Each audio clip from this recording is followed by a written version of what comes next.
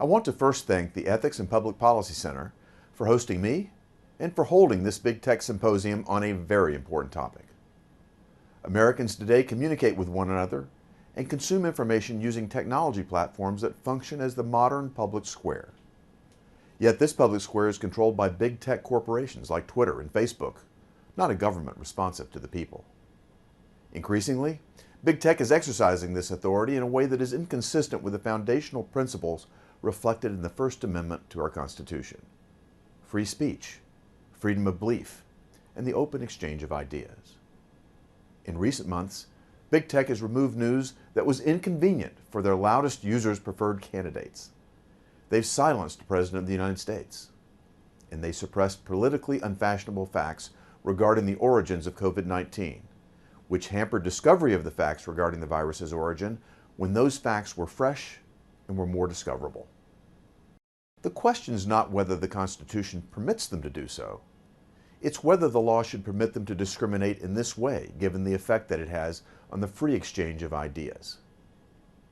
Big tech is filtering information through its political and cultural lens before Americans get to see it. It's an attempt to control what Americans think. This sounds like the game plan of the Chinese Communist Party, not the United States, and it can no longer be ignored.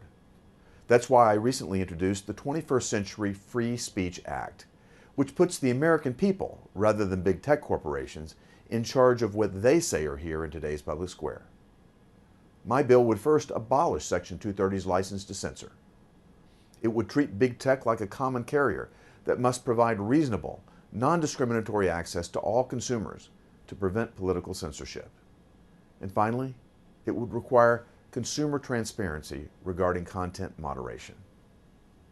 As Justice Clarence Thomas noted in a recent Supreme Court opinion, certain industries, known as common carriers, with the function of connecting people and information and having essential status in everyday life, have historically been subject to special regulations, including a general requirement to serve all comers without discrimination. Over the years, these industries have included telegraphs and telephones. Access to a telephone line doesn't depend on what political views you express through it. The same logic should apply today to big tech platforms, defined in my legislation as platforms with more than 100 million worldwide active monthly users. These are today's common carriers.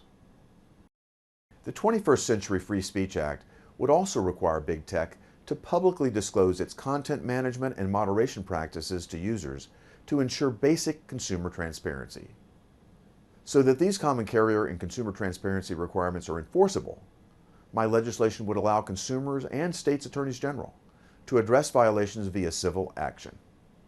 Finally, this legislation would abolish Section 230 in favor of a liability protection framework that matches that section's original intent.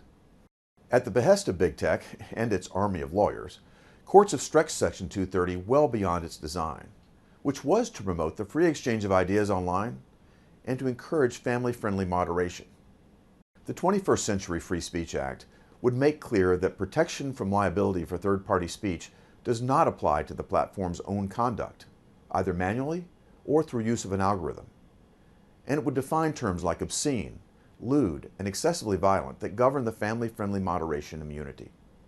This would prevent big tech from stretching this provision into a license to censor speech on political, religious, or other grounds. The question isn't whether everything on the internet is true. It's whether Facebook and Twitter should decide what's true. And I believe the American people are smart enough to figure out what to believe for themselves. This freedom to think, discuss, and determine one's own beliefs is the foundation for over 2 centuries of American liberty and opportunity. We must fight to preserve these freedoms. Thank you.